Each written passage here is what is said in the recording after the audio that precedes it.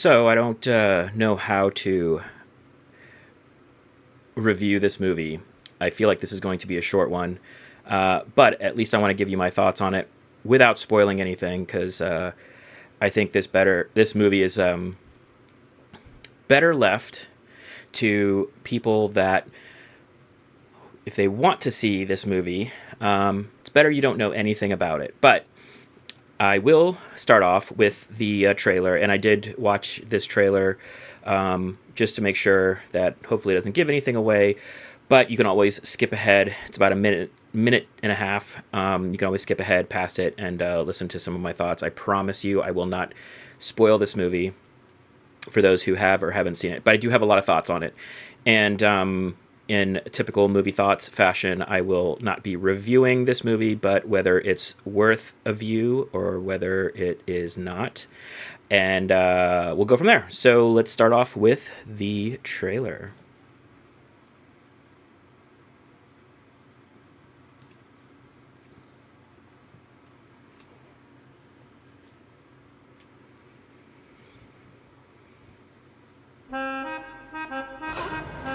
Y les aseguro que esta mesa, por diseño y por su nivel, les va a cambiar la vida a mejor. Les va a aportar felicidad al hogar. Es una mierda.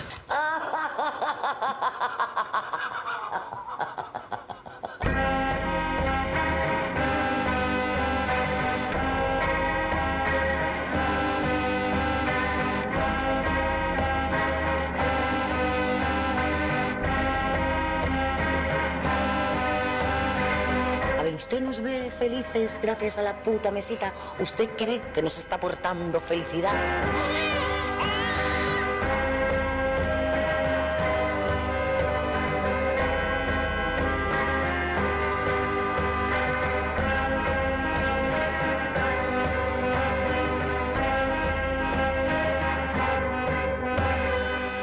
¿Tú estás por la mesita, en serio? Te estás pasando, ¿eh?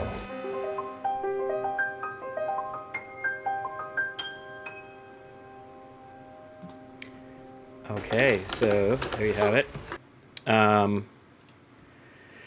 right, so let's get into it. The Coffee Table, La Mesita de Comedor, was released in 2022 by a director named Kaya Casas. Sorry if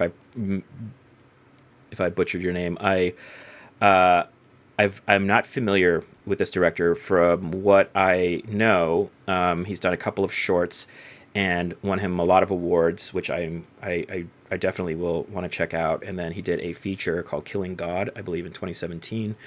And then this movie was released.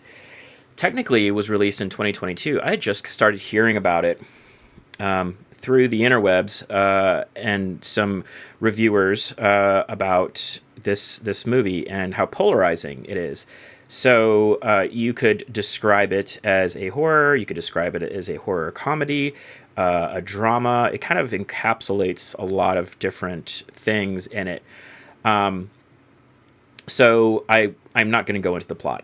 I think if you did watch the trailer, that's more than enough of what you need to kind of know. Obviously, there is a coffee table involved, and some blood. I don't know. We'll leave it at that. So why I think some people that I've seen review this movie don't want to talk about it is because, from somebody who loves cinema, it is a really... I would describe it simply as a masterclass in anxiety and tension.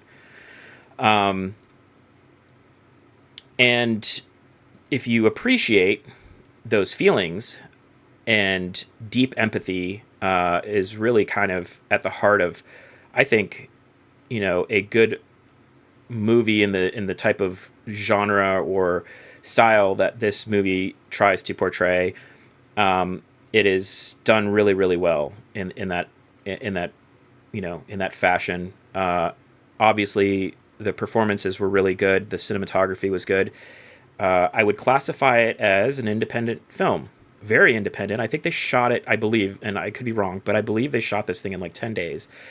And so this reminds me, a long time ago, I took a friend of mine went to see we'll call him a film professor, but really he is a guy. His name is Dove Simmons, and he taught this 48-hour film school. And Dove is the sweetest guy in the world, but you would never know it if you took his class. He teaches this like boot camp where he yells at you, and he basically like it's like a boot camp, and he tells you he doesn't tell you you're no good, but he tells a lot of the ideas just to basically get rid of, and this is how you do it from all the years of experience that he's done it, and he's literally doing a film school in 48 hours. Really, honestly, it is one of the best. If you can go to him and see him live and meet him, and Dove, if you ever watch this, I say thank you and hello. I remember meeting you. My friend Steve and I met you in New York. And yeah, he is the sweetest, gentlest guy in person when you're talking to him one-on-one. Once he gets into film school mode, then just enjoy the ride. It's amazing. Anyways, I say that because there's a thing that he goes over that basically says your first feature film should be a one-location, glorified stage play. And that always rang true. And in this fashion, this movie technically isn't one location, but mostly one location. And there are other films that were like that. There was a Ryan Reynolds film called Buried, where he was in a casket for an hour and a half. There was Bound, which is one location. You could kind of consider something like Reservoir Dogs, although obviously there were other locations, but not many. Mostly the warehouse, right? But I would... Evil Dead, another great example, one location, mostly. So I think that rings true. If you can capture and captivate an audience for an hour and a half, keep them engaged, and also the genius of having people think about this movie, well after it's finished, and have it leave a lasting impression, which it does, is just great cinema. It's great work. But what makes it polarizing is that it's a film about, things that I think a lot of people, most people, I think everybody really would find, unnerving, which is what I feel any good horror movie would do. There's online, and you can look it up, where Stephen King has talked about it, and he posted some things on it, and he kind of compares it to like a dark Coen Brothers movie, which there's an element of dark comedy to it. There is, which you can take that way, definitely. In a certain way, there's like that kind of realist, absurdist cinema that, that happens whenever you deal with some type of a boiler room situation, probably is the best way to describe it. So in the sense of, seeing this movie as, in one way, where if you approach it, or if you just are, this kind of, going into this movie with an open mind, going into it not knowing anything. And if you did watch this review, I like I said, it's going to be a little bit of a shorter one, just because I want to get my thoughts out. And hopefully, if this is something that, if this is a type of film that would inspire you to go see it, and also appreciate movies that are like this, because I do, and also just the brilliance in the storytelling. I think it's worth it. It's not for everybody, and no film ever is. But knowing that, be prepared is all I would say. Yeah. So I think going into that, it is probably one of the most lasting films I've seen this year so far.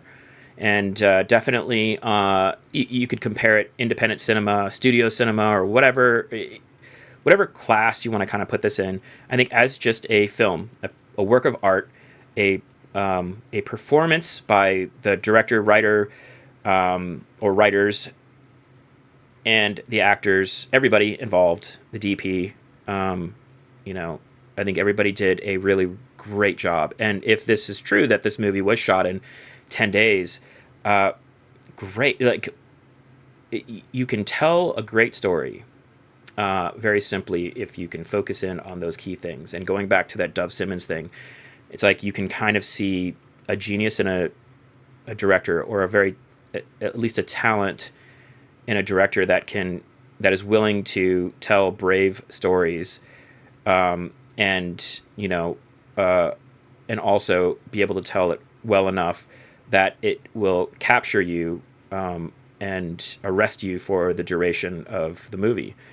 So it is, like I said, it is an exercise in anxiety and tension, and in some ways, really, really dark comedy.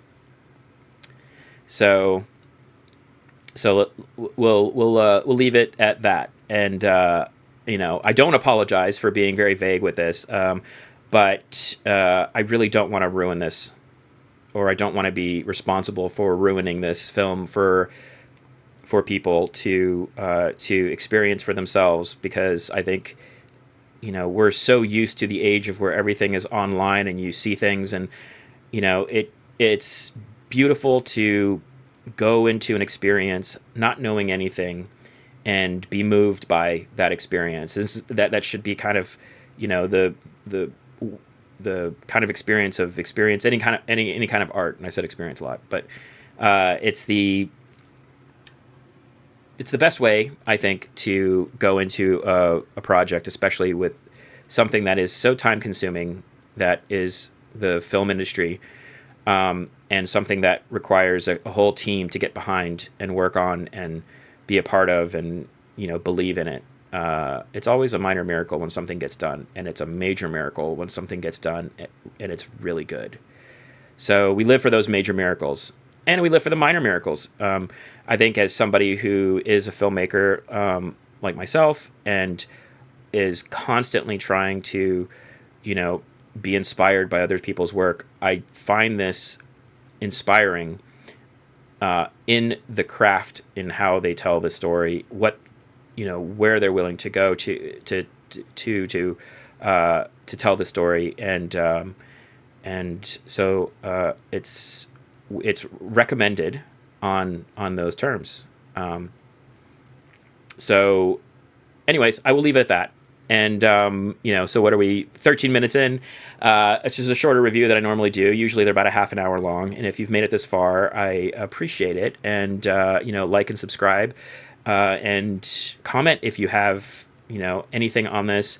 I would just, please don't give away anything in the comments about this movie. Don't be that person. And, we'll see you on the next one. I did see a couple of movies, and I'm trying to do these back to back. So expect reviews coming shortly about. I did a screening for Alien Romulus, and I'm going to do a screening for Oddity. Oh, the one thing I didn't mention about this is how I watched this, and I did watch this on my X-Real Air glasses, and I think that, and this will be the last thing I'll say, I think that experience was also really great, and a really great way to watch this movie, for a lot of reasons, really. But I think the intimacy and also the focus, because this is a movie that you don't want to play in the background while you're doing other things. I don't think any movie, well, some movies I guess you can, or meant to do that, but this movie is definitely not one of those. This is a movie that you want to sit down and watch, and pay attention to, be absorbed in the story, appreciate all that has been done. Yeah. So anyways, we'll leave it at that. I will see you on the next one. Thanks for watching.